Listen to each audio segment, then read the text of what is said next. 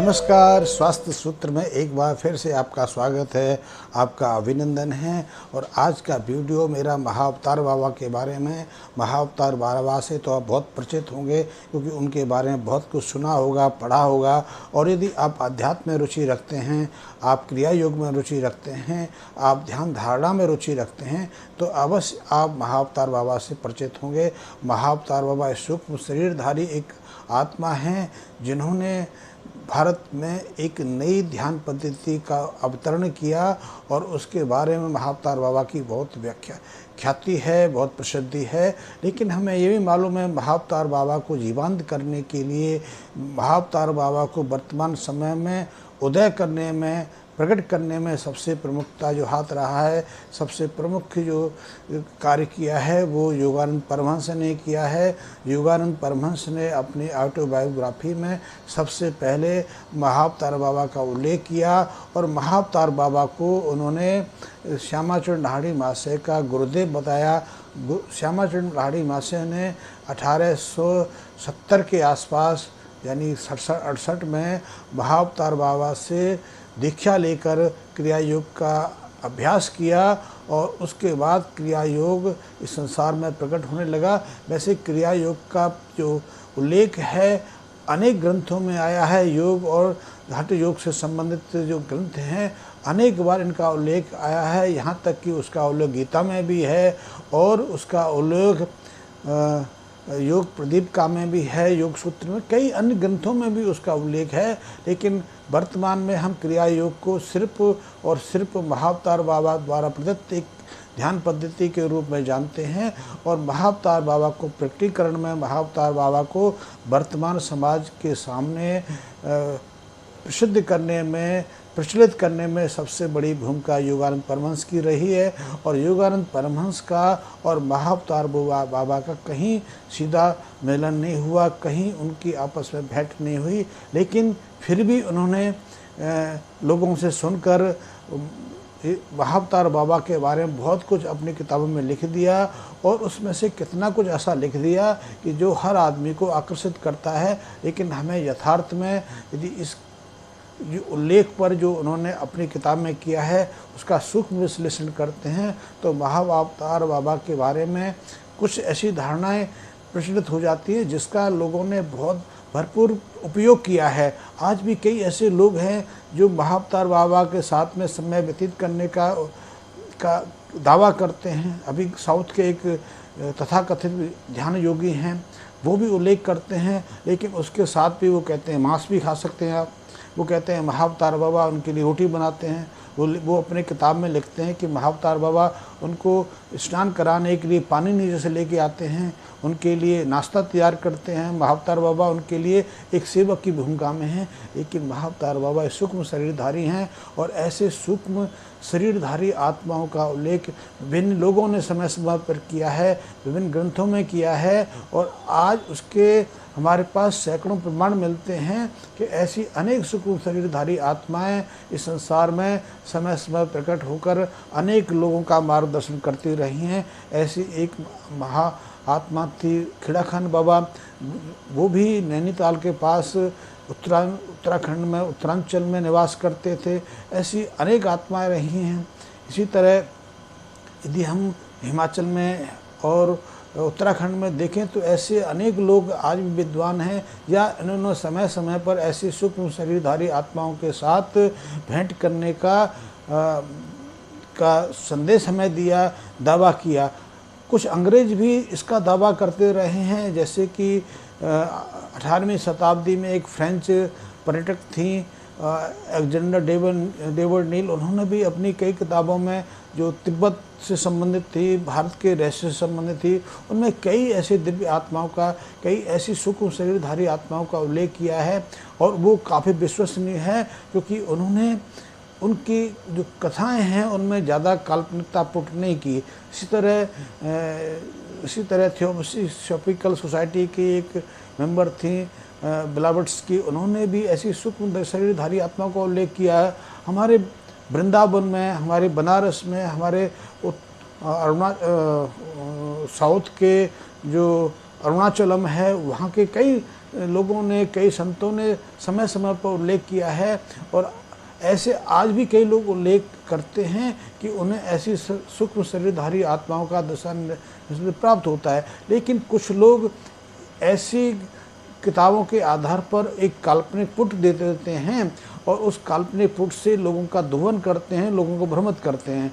एक आपने सुना होगा कि 1980 के आसपास, 85 के आसपास एक, मैं उनके विपरीत नहीं बोल रहा, लेकिन उन कई ऐसे उल्लेख कई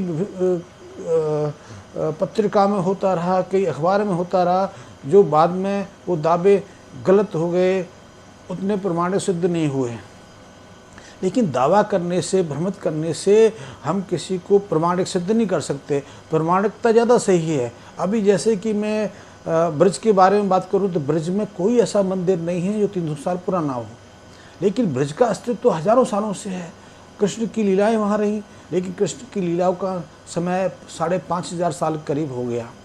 आज हम 5,500 साल की कोई ना तो खंडर देख पाते हैं, ना कोई ऐसा स्थान देख पाते हैं, ना कोई ऐसा प्रमाण हमें वहाँ मिल पाता है। लेकिन लीलाएं हैं, जन प्रचलन में हैं, लोग उसका अनुसरण करते हैं। हम यदि गोवर्धन में गिरिराज जी को देखें तो गिरिराज जी आस्था पर आधारित है। हमारे पास कोई सटीक प्रमाण तो नहीं। गिरिराज जी का यदि विश्लेषण किया जाए तो वो लाखों साल पुराना जो गिर है, पर्वत श्रृंखला है, लेकिन हम तो उसको 5,000 साल से मानते हैं, जब वहाँ भगवान कृष्ण लीलाएं की। इस तरह बरसाने में, जहाँ बरसाने में श्री जी का मंदिर है, उस पर्वत का अस्तित्व तो लाखों साल पुराना है, लेकिन मंदिर का अस्तित्व 150 साल पुराना है। उससे पहले वहाँ कुछ रहा होगा, नीचे रहा होगा, ऐसे खंडर वहाँ मिलते हैं, लेकिन उनके बारे में हमें ऐतिहासिक उल्लेख कोई नहीं मिलता। तो उससे यथार्थता सत्य नहीं, खत्म नहीं होती। यथार्थ यथार्थ रहता है, वास्तविकता वास्तविक रहती है। लेकिन हम काल्पनिक पुटअप दे दें तो वो उसकी विश्वसनीयता घट जाती है। इसलिए महाअवतार बाबा एक सूक्ष्म शरीरधारी हैं, उनके लिए नाम का उल्लेख हम नहीं कर सकते। आपको कोई भी नाम उसका उल्लेख करना है, कर सकते हैं अपने लिए, लेकिन उसको नाम दे के आप ऐतिहासिक पुरुष घोषित नहीं कर सकते। ऐतिहासिक पुरुष घोषित करने से उसकी यथार्थता समाप्त हो जाती है। महाअवतार बाबा सूक्ष्म शरीरधारी हैं, वो युगों युगों से रहते हैं, लेकिन युगों युगों से रहने का हमारे पास प्रमाण नहीं है। आप यदि आज से 30 साल पहले, 25 साल पहले बद्रीनाथ गए हों, केदारनाथ गए हों, ऋषिकेश गए हों, गंगोत्री यमुनोत्री की आपने यात्रा की हो, तो आपको पता होगा कि कितनी जटिल यात्रा थी। आज तो सहज है। आज तो आप जहाँ से कार करते हैं बद्रीनाथ पहुँच जाते हैं। आप तो हेलीकॉप्टर से केदारनाथ की यात्रा करके शाम को दिल्ली वापस आ जाते हैं। तो वो यात्रा नहीं हुई। यदि अनुभव करना है केदारनाथ के सौंदर्य का, केदारनाथ की आध्यात्मिक अनुभूति का, तो आप उसी तरह जाइए जैसे कि आज से 20 साल 30 साल पहले पैदल यात्री जाते थे या स्वाध्याय करके जाते थे। आप अपने जेब में यदि बद्रीनाथ को रुकना है, केदारनाथ रुकना है, तो 500-700 रुपये लेके जाइए। फिर आपको पता लगेगा कि यात्रा का आनंद क्या है, उसकी बात वास्तविक आध्यात्मिक जो वहाँ की जो प्रभाव है उसका क्या। आप लाखों रुपये लेके जाते हैं, होटल्स में ठहरते हैं, आप पैसे दे के लाइन में लगते हैं, तुरंत निकल के दर्शन करके बाहर आ जाते हैं। तो ये कोई आध्यात्मिक अनुभूति की प्रश्न थोड़ी है, और उसके बारे में आप क्या जान सकते हैं। इसलिए बहुत लोग किताब लिखते हैं। अंग्रेजों ने कई किताब लिखी है महाअवतार बाबा के बारे में, तो महाअवतार बाबा को किताब लिख के आप प्रमाणित नहीं कर सकते। महाअवतार बाबा सूक्ष्म शरीरधारी हैं, और यदि आप में पात्रता है, आपका शरीर निर्मल है, आपका मन निर्मल है, आप द्वेष विद्वेष से अलग हैं, आप चिंतनशील हैं, पवित्र हैं, पवित्र आत्मा हैं, तो ऐसी कोई सूक्ष्म शरीरधारी आत्मा या महाअवतार बाबा की आत्मा भी आपके साथ संपर्क स्थापित कर सकती है और आपको पात्र मानते हुए कोई योग साधना दे सकती है। लेकिन आप ये कहेंगे कि नहीं, मैं महाअवतार बाबा के साथ में रहा हूँ, क्योंकि महाअवतार बाबा एक बिकने की वस्तु बन गए कि महाअवतार बाबा लिख दो तो कोई भी चीज़ बेच दो, कोई भी किसी को भी अनुयायी बना लो। नहीं, महाअवतार बाबा एक शाश्वत सत्य हैं। महाअवतार बाबा एक पौराणिक व्यक्तित्व रहे हैं, और इसकी प्रमाणिकता हम सिर्फ श्यामाचरण लाहिड़ी महाशय के मुंह से मान सकते हैं। और वो यथार्थ संत थे, बहुत निर्बल संत थे। उन्होंने कोई काल्पनिक पुटअप जीवनी में नहीं लिखा, अपने समय नहीं बताया। वो साधारण पुरुष थे, साधारण व्यक्ति थे, लेकिन आध्यात्मिक दृष्टि से वो शीर्ष थे, वो चरम पर थे। उनके समय कई और भी लोग थे, और उस समय जब वो लाहिड़ी महाशय थे, बनारस में बिजली नहीं थी, कोई ट्रांसपोर्टेशन नहीं था, लाइट चलती, रेलवे आती थी, कोयले की चलती थी, कलकत्ते से बनारस तक पहुँचने में कई घंटे का समय, कई दिन का समय लगता था। तो वो यथार्थ सत्य है। आप देखिए, आपको यदि जीवन का अनुभव करना है तो मैं एक प्रयोग बताऊंगा, आप करके देखिए, तो उससे आप अंदाज़ लगा सकते हैं कि महाअवतार बाबा से मिलकर क्या आनंद मिल सकता है। या कई ऐसी सूक्ष्म शरीरधारी आत्माएं हैं जो जिनसे संपर्क यदि आपका होगा तो क्या रूपांतरण हो सकता है, क्या परिवर्तन हो सकता है, क्या आप आत्म साक्षात्कार के पात्र बन सकते हैं। आपके पास समय हो तो कभी 15 दिन का समय निकाल कर ऋषिकेश चले जाइए। ऋषिकेश में इसलिए कहता हूँ कि ऋषिकेश मेरे से सबसे निकटतम तपोवन है, लेकिन वहाँ भी परिवर्तन हो रहा है, वहाँ भी भवन निर्मित हो रहे हैं, वहाँ सौंदर्यीकरण हो रहा है, वहाँ शहरीकरण हो रहा है। तो वहाँ भी वो तपोवन जैसी स्थिति बची नहीं, लेकिन फिर भी आप ऋषिकेश जाएंगे, आप लक्ष्मण झूला के आसपास जाएंगे तो वहाँ भी अभी कुछ सीमित है, लेकिन आने वाले शायद 10 साल में वो भी ना बचे। तो आप कभी जाएं तो 15 दिन का समय निकाल के जाएं, अमावस्या को मध्य में रखें, और इन 15 दिनों में आपने करना कुछ नहीं, कोई ध्यान धारणा नहीं करनी, किसी मंत्र का जाप नहीं करना, किसी तरह का ध्यान योग अभ्यास नहीं करना। आपने सिर्फ ये करना है कि दिन भर आप होटल में रहो, आप आश्रम में रहो, खाओ पियो, मौज करो, भ्रमण करो, लोगों से मिलो, लेकिन रात्रि को 7 बजे आप अपने कमरे से निकलो। अपने साथ ना कोई टॉर्च ले जानी है, ना कोई मोबाइल लेके जाना है, सिर्फ एक कंबल या शॉल लेके गंगा के सुदूर तट पर अकेले कहीं किसी शिलाखंड में बैठ जाना है, पूरी रात्रि ही बैठना है। और उसके आसपास कोशिश करनी है कि कोई 500 मीटर या 1 किलोमीटर तक कोई भवन ना हो, कोई आश्रम ना हो, बिजली ना हो। अंधकार में बैठ के देखिए, आपका रूपांतरण होगा, आपको अनुभव होगा, अनुभूति होगी, और हो सकता है आप आत्म साक्षात्कार के पात्र बन जाएं, क्योंकि वहाँ करना कुछ नहीं है। आप चिंतन भी ना करो, आप जो गंगा की कलकल की आवाज़ होती है, गंगा के जो संगीत, वहाँ से गंगा की लहरों से जो संगीत पैदा होता है, उसे श्रवण करना है और उसमें खो जाना है। खोना ना खोना तो आपकी बस की बात है। वहाँ चिंतन रहित बैठ के आपने सिर्फ वहाँ इंतजार करना है, और किसी क्षण आपको किसी ना किसी दिव्य आत्मा का साक्षात्कार हो सकता है। वहाँ बहुत योगियों ने तपस्या की है, वहाँ बहुत सारे साधकों ने तपस्या की है। मैं तो ऋषिकेश पिछले 30-35 साल से 40 साल से जा रहा हूँ, और मैंने तो उस ऋषिकेश को देखा है जहाँ बहुत कम बिजली रहती थी और कई क्षेत्रों में बिजली नहीं होती थी। काली कमली की कई कुटियाँ थी जिनमें बिजली नहीं थी, लेकिन साधु रहते थे, योगी यज्ञ रहते थे, रात्रि पूरा जागरण करते थे, रात्रि कीर्तन करते थे, ध्यानस्थ रहते थे, योग का अभ्यास करते थे। और आज भी कई ऐसे योगी हैं जो सुबह 1:30 बजे, 2 बजे, 3 बजे गंगा स्नान के लिए आते हैं। और ऐसे योगी कहाँ से निकलते हैं ये तो आपको वहाँ रहने के बाद पता चलेगा। मैं तो नहीं बता सकता कि कहाँ से आते हैं, क्योंकि दिन में तो जो साधु संत हैं, जो वहाँ महामंडलेश्वर हैं, जो योगी हैं, वो तो आश्रमों से उठ के निकलते हैं। लेकिन जो वास्तविक यथार्थ योगी हैं, वास्तविक साधक हैं, वो तो कहीं गोपनीय स्थानों से निकलते हैं, और ऐसे कई गोपनीय स्थान अभी भी ऋषिकेश में हैं।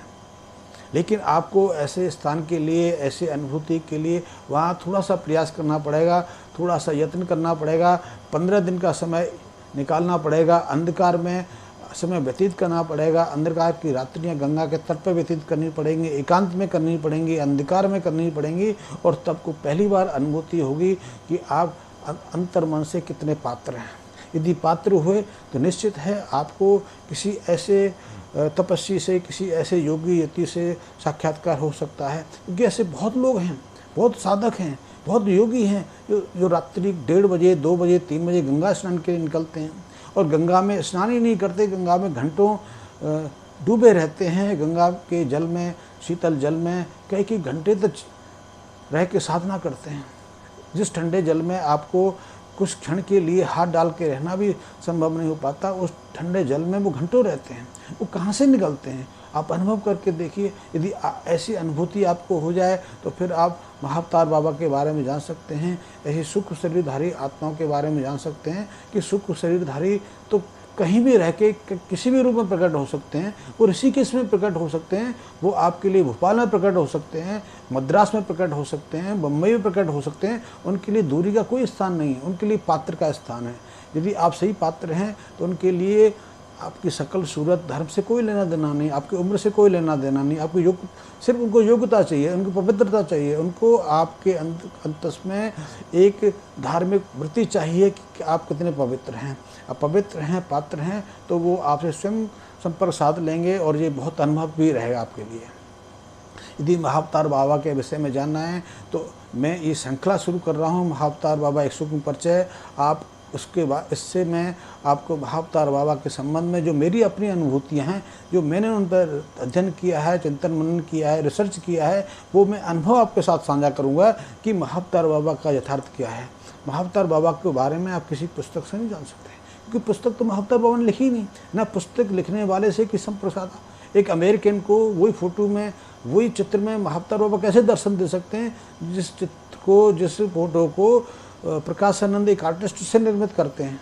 और महाअवतार बाबा और प्रकाशानंद का कोई संयोग का कहीं भी कोई उल्लेख नहीं है। ये तो योगानंद कहते हैं कि कहीं मिले कि नहीं मिले क्या मालूम। हाँ, लाड़ी मासा यदि कहते कि उन्होंने किसी आर्टिस्ट से, किसी चित्रकार से कोई फ़ोटो बनवाया है, किसी कैमरे से फ़ोटो लिया है, तो हम उसमें वास्तविकता, उसके यथार्थ को सत्य मान लेते किसी तीसरे आदमी के माध्यम से। और लाड़ी मासे और योगानंद के मध्य भी कोई मिलन का संपर्क नहीं है। लाड़ी मासे के समय तो उनका जन्म ही नहीं हुआ था, या एक आध साल के थे, तो एक आध साल के को उनको कहाँ से। और सबसे बड़ी चीज़ ये है जो संदेह पैदा करती है कि योगानंद जी ने लाड़ी मासा महाअवतार बाबा को और जीसस के साथ में मित्रवत संबंध बता दिया। जीसस ईसाइयत के, मैं धर्म के विपरीत नहीं हूँ। जीसस क्राइस्ट ने भी अपने समय विश्व बंधुत्व का प्रसार किया, उन्होंने भी अपने अनुयायियों के लिए एक नीति नियम बनाए। लेकिन आज की ईसाइयत देखें, कैथोलिक चर्च देखें, तो वो तो धन परिवर्तन में लगे हुए हैं। तो कहाँ जीसस उनको इसकी परमिशन देंगे कि धन परिवर्तन करके वो ध्यान के वो एक धर्म का प्रसार कर रहे हैं।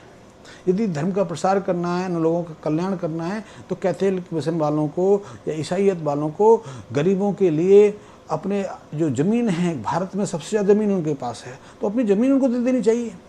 उनके लिए लाखों रुपए वैसे बांट देना चाहिए। लेकिन नहीं, उन्हें धर्मांतरण करना है, उनको क्रिश्चियन बनाना है, उसके बाद ही उनकी आत्मा पवित्र हो सकती है, उसके बाद ही वो पात्र बन सकते हैं, उसके बाद ही जीसस से प्रेम बढ़ सकता है। तो ऐसे जीसस को महाअवतार बाबा के साथ में बैठाना कितना युक्त हो सकता है, ये तो हमें सोचना पड़ेगा।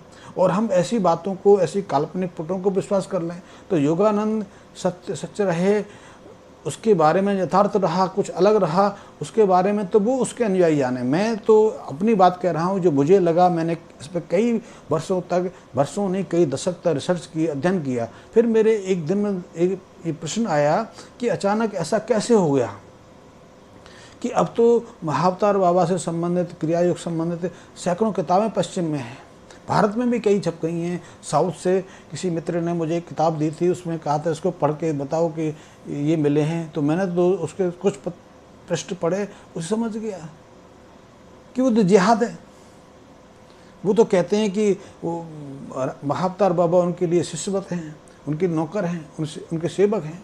महाअवतार बाबा निशान करा रहे हैं, नाश्ता करा रहे हैं, और वो महाअवतार बाबा के वो शिष्य हैं, वो मीट भी खाते हैं, मांस भी भक्षण करते हैं, उनको मांस में कोई दूसरा रोग। लेकिन एक योगी के लिए मांस भक्षण।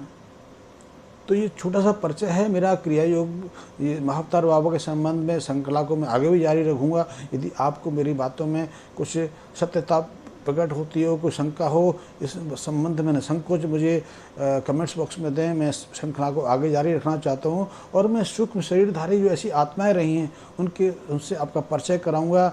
और क्योंकि मुझे बहुत विषय थोड़े शरीर में बोलने पड़ते हैं, इसलिए क्रमबद्धता मेरी कहीं कहीं गड़बड़ा जाती है। आगे से मैं प्रयास करूँगा कि मैं क्रमबद्ध तरीके से आपको तत्व का उल्लेख करता रहूँ। नमस्कार।